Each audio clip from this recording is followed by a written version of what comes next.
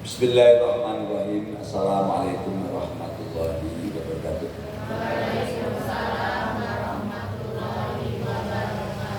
Allahumma salli ala sayyidina wa maulana Muhammad wa ala alihi wa sahbihi wa dzurriyyatihi wa man tabi wa ummatihi ajmain. Kepada di jamaah Masjid Agung Asta yang saya hormati, yang dirahmati Allah Subhanahu wa taala, pada kesempatan hari ini, hari Kamis tanggal 5 Desember tahun 2024, saya akan launching lagu ini, masuknya ke religi. Lagu religi Wali Songo. Ini lagu ini berbahasa Jawa. Ini sejarah. Ini perlu saya ciptakan biar kita tidak pernah lupa dengan sejarah. Jadi kita bisa agama Islam itu secara hakikat hidayah dari Allah SWT. Tapi kalau secara syariat itu akibat jasanya Wali Songo. Jadi lembaga intelektual, jadi lembaga orang-orang pintar pertama kali di Indonesia itu ya Wali Songo ini. Jadi Wali Songo ini itu lembaga dakwah yang didirikan oleh orang-orang Timur Tengah, utusan dari namanya itu Kekhalifahan Turki Utsmani. Itu mengirim orang-orang soleh ke Pulau Jawa karena di sini masih Hindu dan Buddha. Jadi kalau seandainya tidak ada Wali Songo ini, kita masih Hindu dan Buddha. Semua 100% itu. Hindu Buddha nyembahnya batu, nyembah pohon dan sebagainya. Nah sekarang ya seperti, mohon maaf, seperti sekarang ada gubernur yang baru ini, namanya siapa itu? Yang terpilih itu sama teman. Jadi Mulyadi itu kan dia agamanya Islam, tapi praktek-prakteknya itu banyak melakukan praktek-praktek nenek moyang yang kalau berdasarkan agama Islam itu tetap musyrik. Musyrik itu apa? Ya ketika sudah menyekutukan Allah, memuja selain Allah, sudah musyrik. Jadi contoh sholat 5 waktu tapi masih memuja keris, tetap musyrik. Jadi Mulyadi ini kan sangat alasannya budaya, tapi yang dipuja kereta kencana, gambar Nyi Roro Kidul, kemudian saya punya kalau mau, tapi saya enggak. Saya gambar Nyi Roro Kidul banyak, 5, alhamdulillah. Saya hormati saja, tapi tidak dipuja. Kereta kencana enggak punya, keris banyak, tapi enggak. Jadi itu sudah musyrik. Jadi kalau sudah melakukan praktek menurut agama Islam, itu sudah musyrik. Ini berbahaya. Kenapa saya sampaikan? Enggak, itu kebenaran. Karena dosa musyrik itu kan dosa yang tidak bisa diampuni. Dosa yang tidak bisa diampuni itu musyrik satu-satunya itu. Nah, kemudian tapi dosa yang paling berat setelah musyrik, durhaka kepada orang tua. Dunia akhirat sengsara aja kalau durhaka sama orang tua. Tapi kalau musyrik ini berbahaya sekali, karena nggak terampuni, itu kelak neraka. Jadi musyrik itu ya temannya kafir, paling berat. Jadi artinya jangan sampai katakanlah kita melakukan tidak musyrik. Dan Wali Songo ini termasuk orang yang mengentaskan kita dari kemusyrikan. Kenapa? Karena zaman sebelum datangnya Wali Songo, ini orang Indonesia nyembahnya kan candi, bukan? Si candi, si Buddha. Nah, itu kan memang ada filosofinya. Jadi ada namanya Kamadhatu, Rupadhatu, Arupadhatu. Saya masih ingat. Di Candi Borobudur itu, lantai paling bawah itu, mohon maaf, gambarnya orang telanjang, orang zina dan sebagainya. Itu benar. Relief Candi Borobudur. Itu yang menjadi gambaran-gambaran orang zaman dulu. Kemudian setelah itu memang ada filosofinya bahwa itu menggambarkan manusia tingkat rendah. Tapi kan kalau agama Islam kan nggak sampai menggambarkan itu, nggak sampai sekasar itu. Kemudian nanti ada Rupadhatu, orang pengen dihormati. Makanya kalau pernah ke Candi Borobudur ada relief seorang raja, seriak banyak diangkat-angkat, kemudian disembah-sembah. Jadi kalau orang itu masih pengen disembah-sembah, itu tingkatan orang yang sombong, namanya Rupadhatu. Kemudian ada Arupadhatu, si Buddha yang berdiri di atas itu. Memang itu ada nilai filosofinya. Nah, tapi akhirnya itu adalah orang yang sudah ke Allah. Tetapi salahnya itu disembah. Jadi si Buddha ini disembah. Nah, kalau kita Candi Prambanan itu ada Dewi Durga. Jadi sebenarnya bukan siapa Roro Jonggrang, itu bukan, itu legenda. Itu legenda. Membikin candi dalam semalam itu adalah legenda. Tapi itu memang karyanya orang-orang Hindu saat itu untuk menjadi tempat pemujaan. Itu ada Dewi Durga, itu yang disembah itu Dewi Durga itu istrinya Siwa. Itu mukanya hitam. Saya nggak bohong. Ini kalau suatu saat ini biar tahu sejarah suatu saat. Jadi kalau kita ke sana itu bukan katakanlah memuja kalau saya itu belajar. Jadi Dewi Durga itu dewi yang suka marah-marah. Istrinya Siwa. Siwa itu adalah dewa penghancur. Jadi kalau tidak dikasih pemujaan dihancurkan oleh Siwa bersama Dewi Durga. Nah, itu yang disembah. Nah, kemudian ada lagi namanya Wisnu atau Krishna itu sama. Kalau Krishna itu ya sukanya disembah-sembah tidur-tiduran gitu lah. Kalau di candi gitu kan. Itu gambaran itu. Maksud saya kenapa? Kita nenek moyang kita sangat mohon maaf tersesat. Karena yang disembah adalah batu-batu seperti itu, buktinya masih ada. Makanya sama Wali Songo itu akhirnya dihancurkanlah candi-candi itu. Makanya rata terkubur. Kenapa? Untuk menghilangkan memori daripada masyarakat dan sampai menyembah batu. Batu itu tidak bisa apa-apa. Kalau nanti akhirnya muncul sesuatu ada jin, ya enggak? Kalau batunya mah diam saja. Tapi itu jin yang merasuki batu. Nah, itu namanya sama Wali Songo dikubur dan kepalanya rata-rata dipotong. Pasti rata-rata itu dipotong. Hampir semua candi-candi yang ada ini kepalanya patah. Emang itu yang matahin zaman era Wali Songo. Kenapa? Saking sayangnya Wali Songo untuk menyelamatkan zaman dulu Nusantara ada Majapahit, ada Pajajaran, ada Sriwijaya. Nah itu untuk tidak tersesat menyembah batu. Kenapa? Udah menyembah batu, menyembah jin. Kenapa? Jadi bodoh. Bodoh ini tidak bisa encer. Mana ada dukun pintar? Nggak ada. Karena apa? Menghayal. Ya mohon maaf, makanya kalau pemimpin kita nanti kerjanya halusinasi, imajinasi, bertemu Nyi Roro Kidul, bertemu Prabu Siliwangi, itu kan halusinasi semua kalau menurut saya. Karena itu ranah goib. Ranah yang benar ya kayak kita sholat, ngaji. Tadi kayak tadi amalan begitu, kemudian ranah bekerja itu. Tapi kalau ranah goib kita bertemu Prabu Siliwangi, bertemu Nyi Roro Kidul, bertemu leluhur, itu kan imajinasi semua. Kita dibantu sama leluhur itu imajinasi semuanya. Yang membantu adalah Allah Subhanahu wa Ta'ala.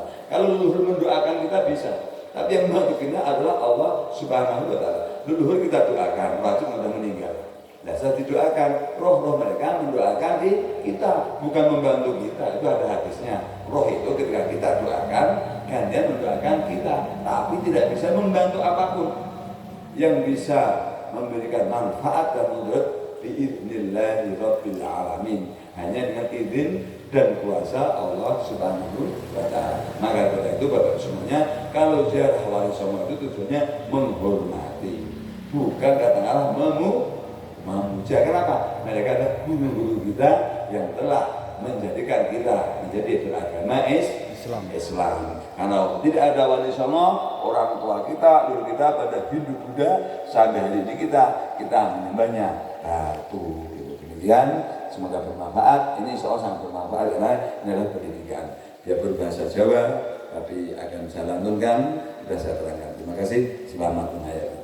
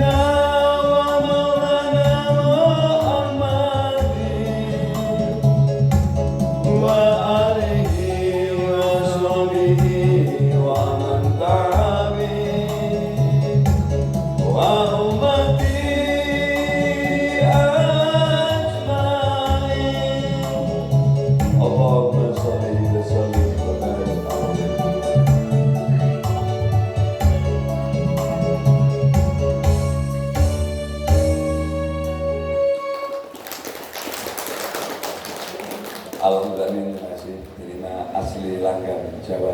Jadi memang ya susah untuk saya tidak apa-apa, nggak bisa, alhamdulillah. Sama dengan langgam sudah juga dari langgam Jawa asli, jadi lagu Karuhun. Insya Allah semoga Allah Taala dengan itu memberikan rahmat pada semua para wali yang telah mengislamkan kita. Billahi Assalamualaikum warahmatullahi wabarakatuh.